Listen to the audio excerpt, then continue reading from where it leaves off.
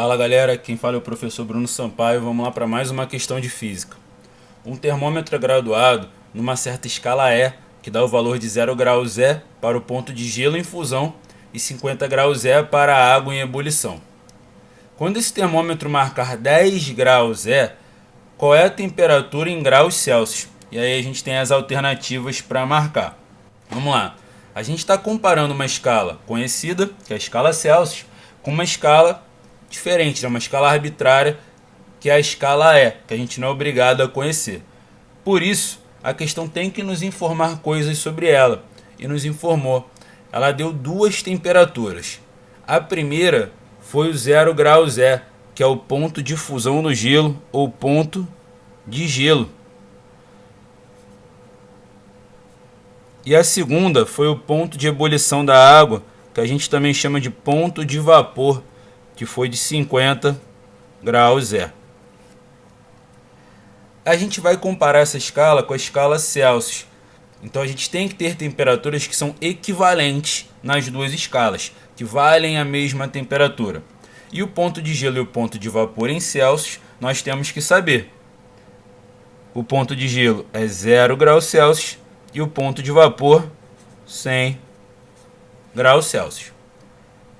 Para a gente relacionar duas temperaturas, o que a gente pode fazer é montar uma espécie de termômetro para cada uma delas.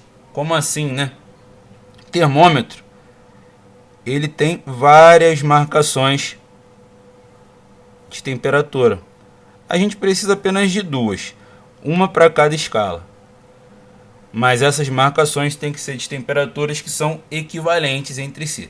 Então eu vou ter aqui um termômetro para Celsius, um termômetro para essa escala E. E o que eu tenho de temperaturas equivalentes?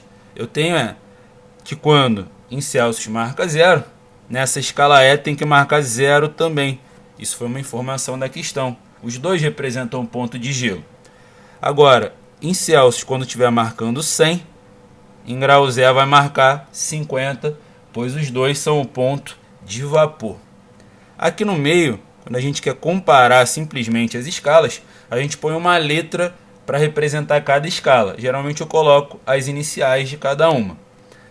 Mas no caso, eu quero descobrir a temperatura em Celsius, então vou botar a letra ali C.